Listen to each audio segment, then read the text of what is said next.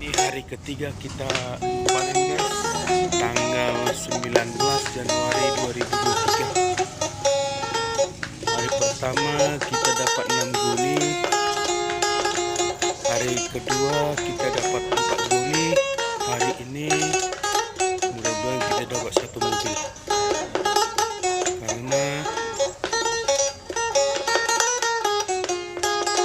tidak hujan semalam dan 2 hari ini mengizinkan, tapi cuma mendung saja.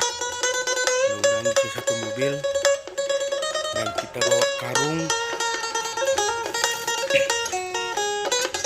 kurang lebih 50 karung kita bawa, dan kita makan di ladang.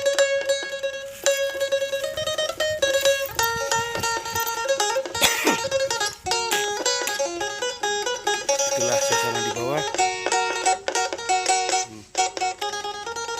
Masih sedikit, masih satu tempat galung. Di tempat itu ada 6 galung. Oke guys, kasih hari kerja. Selamat pagi, Paras. Langsir ganti armada.